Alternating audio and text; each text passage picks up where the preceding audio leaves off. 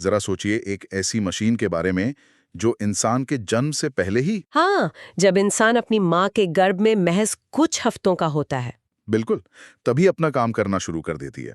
और फिर जीवन के आखिरी पल तक वो एक सेकंड के लिए भी नहीं रुकती। मतलब हर रोज बिना किसी ब्रेक के लगभग 1 लाख बार धड़कना। और हजारों लीटर खून को शरीर के कोने कोने तक पहुंचाना सच में कमाल है ना? लेकिन अक्सर मेडिकल साइंस में चीज़ों को बहुत ही मशीनी नज़रिए से देखा जाता है। जैसे शरीर एक इंजन है और उसके अलग-अलग पुर्जे बस अपनी ड्यूटी निभा रहे हैं। और इसी सोच के तहत दिल को भी महज एक पंप मान लिया जाता है, जिसका काम सिर्फ खून को इधर से उधर धकेलना है। हाँ, लेकिन आज के हमारे इस गहन अध्ययन का मुख्य विषय यही है। स्वागत है आप सबका। आज हमारे सामने जो स्रोत है वो है डॉक्टर हरनेक सिंह की किताब the heart, a comprehensive guide to cardiovascular health and prevention. और इस चर्चा का मिशन ये समझना है कि हमारा दिल सिर्फ एक साधारण पंप बिल्कुल नहीं है। सही कहा। स्रोत के अनुसार ये एक बेहद बुद्धिमान, हार्मोन के प्रति संवेदनशील और हर पल खुद को नियंत्रित करने वाला एक अद्भुत अंग है। देखिए, इस बात को समझना इसलिए भी जरूरी है क्योंकि जब तक हम दिल की इस जटिलता को नहीं समझेंगे तब तक बीमारियों की जड़ तक पहुंचना नामुमकिन है ना? बिल्कुल। दिल की अपने को ढालने की जो क्षमता है, या कहें जो उसका अपना एक दिमाग है, वो मेडिकल साइंस के सबसे दिलचस्प पहलुओं में से एक है। ये दिमाग वाली बात मुझे बहुत दिलचस्प लगी। मतलब डॉक्टर सिंह ने अपने लेख में दिल के इलेक्ट्रिकल कंट्रोल सिस्टम पर काफी जोर दिया है। हाँ, ऐसे नोट की बात कर रहे हैं आप। जी, हम हमेशा यही मानते हैं कि शरीर की हर गतिविधि को हमारा मस्तिष्क यानी ब्रेन कंट्रोल करता है, लेकिन यहाँ पता चलता है कि दिल का अपना खुद का एक प्राकृतिक पेसमेकर है। इसे ऐसे नोड या साइनोएट्रियल नोड कहा जाता है। इसे इस तरह से देखा जा सकता है कि दिल ने धड़कने की अपनी जिम्मेदारी दिमाग के भरोसे नहीं छोड़ी है। अरे वाह! हाँ, ऐसे नोड दिल के दाहिने हिस्से में कोशिकाओं का एक छोटा सा समूह है, जो लगातार खुद ही बिजली की हल्की तरंगे पैदा करता है। और यही तरंगे तय करती हैं कि दिल कब सिकुड़ेगा। एकदम सही। और ये सिस्टम इतना स्वतंत्र है कि अगर दिल को शरीर से बाहर निकालकर एक विशेष तरल पदार्थ में रखा जाए, तो भी वह कुछ समय तक धड़कता रहेगा। सच में, क्योंकि उसका इलेक्ट्रिकल सिस्टम उसके अपने अंदर है। ये तो वाकई हैरान करने वाला है।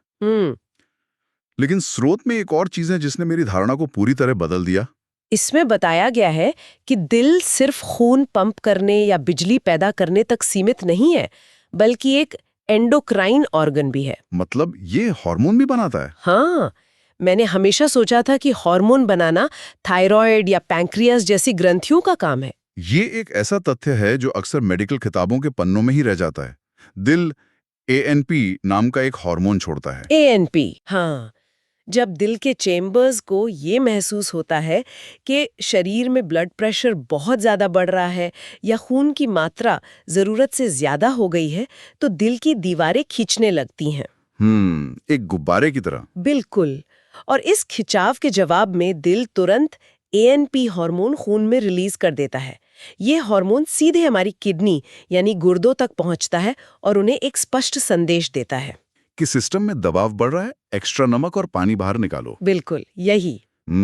अगर हम इसे रोजमर्रा की जिंदगी से जोड़कर देखें तो ये कुछ ऐसा है जैसे हम अब तक दिल को घर के बाहर लगे एक साधारण वाटर पंप की तरह समझ रहे थे। हाँ, जिसका काम सिर्फ बटन दबाने पर पानी ऊपर टंकी तक पहुंचाना है। सही कहा। लेकिन डॉक्टर सिंह के स्रोत को पढ़ने के बाद लगता है कि दिल असल में एक स्मार्ट होम सिस्टम की तरह है। बहुत ही सटीक एनालॉजी है ये, है ना? एक ऐसा सिस्टम जो लगातार डेटा इकट्ठा कर रहा है कि घर का तापमान क्या है, बाहर का मौसम कैसा है, और उस हिसाब से खुद को एडजस्ट कर रहा है। हाँ, अगर कोई इंसान व्यायाम कर रहा है तो ये गति बढ़ा देता है, इंसान गहरी नींद में है तो ये ब्लड प्रेशर कम कर देता है, और अगर कोई खतरे में है तो सेकंड के 100वें हिस्से में पूरी प्रणाली को अलर्ट कर देता है। दिल का ये अडेप्टेशन ही जीवन का आधार है। ये हर बदलते हालात के साथ तालमेल बिठाता है। यहीं पर मेरे दिमाग में एक बड़ा सवाल आता है, अगर ये सिस्टम इतना ही स्मार्ट है तो फिर इसमें खराबी कैसे आ जाती है? हाँ, मतलब इसके पास अपना इलेक्ट्रिकल पावर हाउस है, संचार प्रणाली है, तो एक इतना उन्नत स्मार्ट सिस्टम क्रैश क्यों हो जाता है? देखिए, इसका सबसे सीधा जवाब ये है कि ये सिस्टम अचानक क्रैश नहीं होता। डॉक्टर सिंह के स्रोत से जो सबसे बड़ा सबक मिलता है वो यही है कि दिल की बीमारियां रातों रात नहीं पनपती। हम तो हार्ट अटैक को बस एक अचानक होने वाली घटना मानते हैं। जो कि गलत है। ये असल में दशकों लंबी एक खामोश प्रक्रिया का अंतिम परिणाम होता है। स्रोत में इन समस्याओं को समझने के लिए इन्हें 3 मुख्य श्रेणियों में बांटा गया है।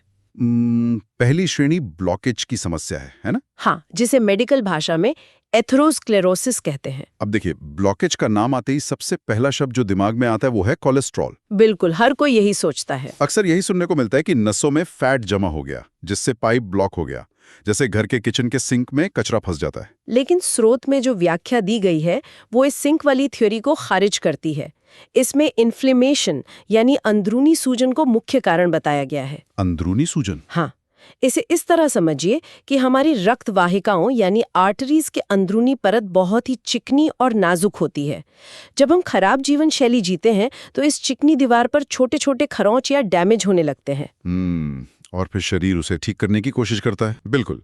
शरीर का इम्यून सिस्टम इन खरोचों को ठीक करने के लिए वहां सफेद रक्त कोशिकाएं और कोलेस्ट्रॉल भेजता है। कोलेस्ट्रॉल वहां एक प्लास्टर या पट्टी की तरह काम करने जाता है। अच्छा, तो कोलेस्ट्रॉल असल में मदद करने जा रहे हैं? हाँ, लेकिन क्योंकि डैमेज लगातार हो रहा होता है, वो प्लास्टर मोटा होता जाता है और समय के साथ ये कठोर प्लाक बन जाता है। और यहीं वो किचन के सिंक वाली एनालॉजी फेल हो जाती है, क्योंकि ये सिंक में जमा होने वाला कचरा नहीं है जो पाइप को बंद कर रहा है। एकदम सही पकड़े। मैंने स्रोत में पढ़ा कि ये प्रक्रिया ज्यादातर आर्टरी की दीवार के अंदर होती है, न कि बाहर बहते हुए खून वाले रास्ते में। और इसी वजह से ये इतना खतरनाक है। ये प्लाक दीवार के अंदर एक ज्वालामुखी की तरह सुलगता रहता है। फिर एक दिन किसी भारी तनाव के कारण ये प्लाक अंदर से फट जाता है। अरे बाप रे! हाँ, और जैसे ही ये फटता है, शरीर को लगता है कि नस अंदर से कट गई है। वहां तुरंत खून का थक्का यानी क्लॉट बन जाता है। और वो थक्का ही खून के बहाव को पूरी तरह रोक देता है। बिल्कुल। ये पूरी प्रक्रिया प्लास्टर बनने से लेकर ज्वालामुखी के फटने और थक्का बनने तक यही हार्ट अटैक है। तो ये तो हुई प्लम्बिंग की समस्या। अब आते हैं दूसरी श्रेणी पर, जिससे हार्ट फेलियर कहा जाता है। मुझे यहाँ ये स्वीकार करना होगा कि लंबे समय तक मुझे लगता था कि हार्ट फेलियर का मतलब है दिल का धड़कना बंद हो जाना। ज्यादातर लोग यही मानते हैं। ये मेडिकल साइंस के सबसे भ्रामक शब्दों में से एक है। हाँ, जैसे कार का इंजन फेल हो गया हो। लेकिन हार्ट फेलियर का मतलब दिल का रुकना नहीं है। इसका सीधा सा अर्थ है कि दिल की कार्यक्षमता गिर गई है। जो मोटर पहले पूरी ताकत से पानी फेंक रही थी, वो अब कमजोर पड़ गई है। मतलब या तो मांसपेशी कमजोर हो गई है या बहुत सख्त हो गई है। एकदम सही। दोनों ही सूरतों में शरीर के अंगों को उनकी जरूरत के हिसाब से ऑक्सीजन नहीं मिल पाता। स्रोत में इस कार्यक्षमता को मापने के लिए एक पैरामीटर दिया गया है, LVEF। Left ventricular ejection fraction. हाँ। अगर हम इसे आम भाषा में समझें, हाँ। तो ये दिल की पंपिंग पावर का एक प्रतिशत है। इसे एक आसान गणित से समझते हैं। मान लीजिए दिल के मुख्य पंप में 100 मिलीलीटर खून भरा। अब जब दिल सिकुड़ता है तो वो पूरे का पूरा 100 मिलीलीटर बाहर नहीं फेंकता। तो कितना फेंकता है? एक स्वस्थ इंसान का दिल उस 100 मिलीलीटर में से लगभग 60 या 65 मिलीलीटर खून ही शरीर में धकेलता है। इसी को हम 60 या 65% LVEF कहते हैं। यानी एक स्वस्थ दिल के लिए ये नंबर 55 से 70% के बीच होना चाहिए। हाँ, और अगर ये 40 से 55 के बीच आ जाए तो इसका मतलब है कि मोटर कमजोर हो रही है। लेकिन सबसे चिंताजनक स्थिति तब होती है जब ये 40% से नीचे चला जाता है। तब क्या होता है?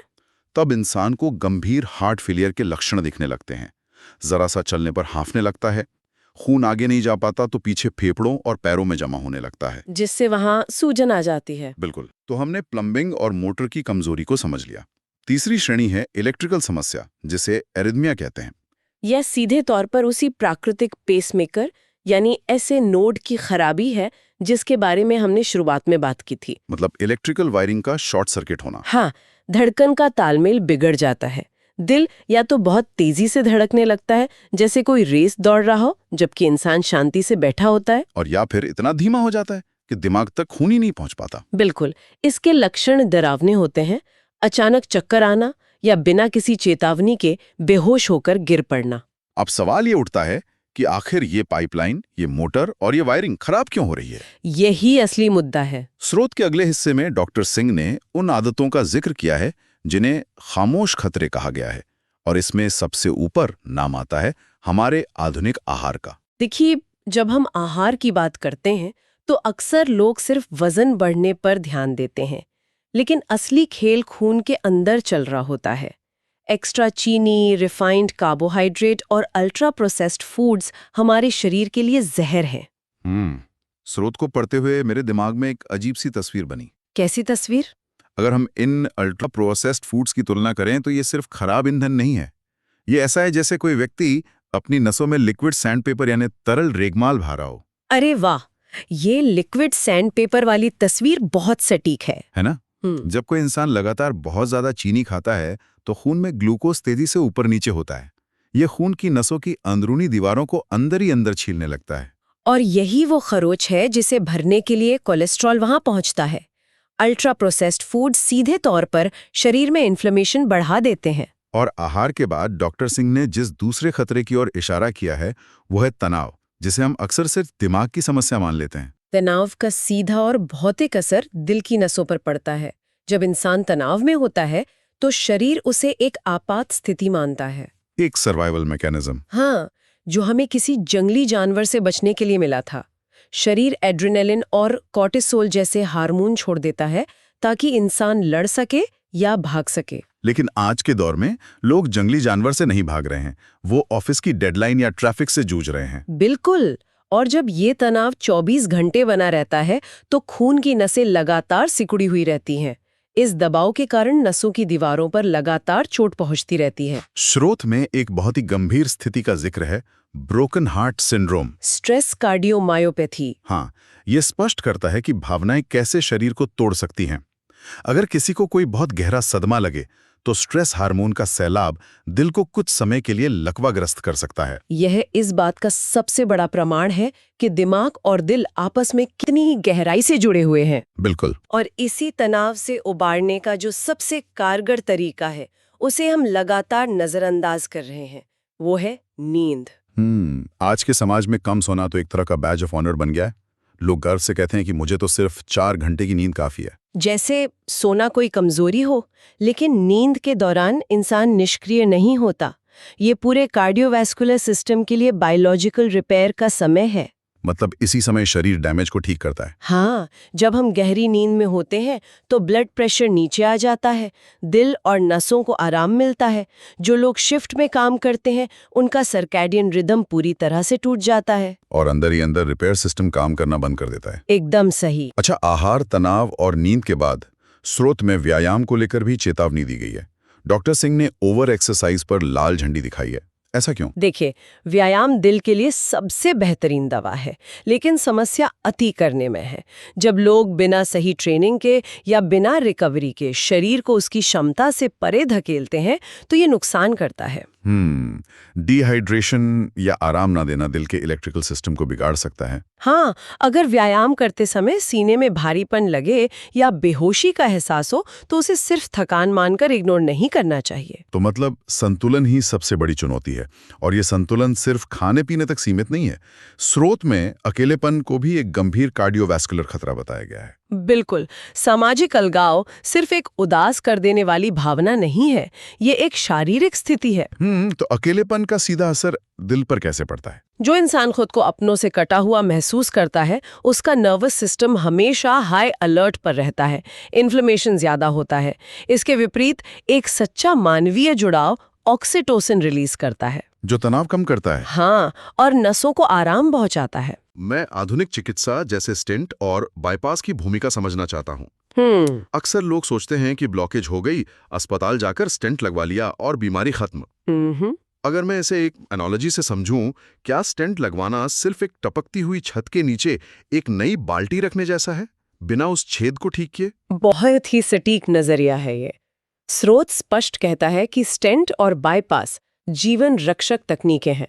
इमरजेंसी में ये जान बचा लेते हैं। लेकिन ये चमत्कार बीमारी की जड़ को खत्म नहीं करता। बिल्कुल नहीं। स्टेंट सिर्फ एक प्लम्बिंग फिक्स है। ये उस प्रक्रिया को नहीं रोकता जिसने पहले बार प्लाक बनाया था। मतलब अगर इंसान वो लिक्विड सैंडपेपर खाना जारी रखता है और तनाव कम नहीं करता, तो अंदरूनी सूजन वैसे ही चलती रहेगी और कुछ ही सालों में उसी स्टेंट के अंदर नई ब्लॉकेज बन जाएगी। तो असली समाधान प्रिवेंशन में है, रोकथाम। और इसका मतलब कोई जादुई गोली खाना नहीं है। पौधे आधारित पोषण, सक्रिय रहना, तंबाकू छोड़ना। और साइलेंट बीमारियों की जांच करवाना। हाँ, और ये समझना कि हार्ट अटैक हमेशा फिल्मों की तरह नाटकीय नहीं होता। महिलाओं में और बुजुर्गों में इसके लक्षण बहुत असामान्य हो सकते हैं। जैसे बिना मेहनत पसीना आना या पीठ और जबड़े में दर्द होना। बिल्कुल, इन्हें गैस या एसिडिटी समझकर टालना जानलेवा हो सकता है। तो जैसे जैसे हम डॉक्टर सिंह के स्रोत के इस विश्लेषण के अंत की ओर बढ़ रहे हैं, एक स्पष्ट संदेश उभरता है। बढ़ती उम्र शरीर में बदलाव लाती है, लेकिन ये हमारी नियति नहीं है। बिल्कुल, एक नौजवान जो तनाव में है और खराब खाता है, वो 35 साल में ही अपने दिल को बर्बाद कर सकता है। वहीं एक स्वस्थ बुजुर्ग का दिल एकदम फिट हो सकता है। तो सुनने वालों, स्रोत के इस गहन अध्ययन का उद्देश्य डर फैलाना नहीं था। लक्ष्य था इस मेहनती अंग के प्रति सम्मान पैदा करना। दिल को एक अच्छी लय, पोषण, आराम और सच्चे मानवीय रिश्तों की भी जरूरत होती है। और बीमारियों के उन सिग्नल्स को अनसुना नहीं करना चाहिए जो शरीर हमें सालों तक देता है। एकदम सही। और इस चर्चा को खत्म करने से पहले मैं चाहता हूं कि हम सब एक ऐसे विचार पर गौर करें जो स्रोत की बातों से ही निकलता है। वो क्या? आज हमने जाना कि हमारा दिल हमारे माहौल, अकेलेपन और तनाव पर कितनी तेजी से प्रतिक्रिया करता है। तो जरा सोचिए, क्या हमारे बनाए गए ये आधुनिक शहर, हमारे बंद ऑफिस के क्यूबिकल जहां ताज़ी हवा नहीं आती है, और हमारी ये सोशल मीडिया की आभासी दुनिया जहां इंसान के हजारों फ्रेंड्स तो हैं लेकिन दुख बांटने के लिए कोई नहीं, सही बात है। क्या ये पूरा ढांचा खुद अपने आप में एक बहुत बड़ा कार्डियोवैस्कुलर रिस्क फैक्टर नहीं बन चुका है? एक ऐसा अदृश्य रिस्क फैक्टर जिसे हम किसी भी ब्लड टेस्ट में माप ही नहीं सकते। इस बारे में जरूर सोचिएगा। और अंत में एक जरूरी बात, यह चर्चा केवल शैक्षिक और जागरूकता के उद्देश्यों के लिए है। यह किसी भी तरह की मेडिकल सलाह नहीं है। किसी भी दवा या सप्लीमेंट को शुरू करने, बदलने या बंद करने से पहले हमेशा अपने डॉक्टर या क्वालिफाइड स्वास्थ्य सेवा पेशेवर से सलाह लें। नियमित निगरानी और पेशेवर मार्गदर्शन ही सुरक्षित रिकवरी की कुंजी है।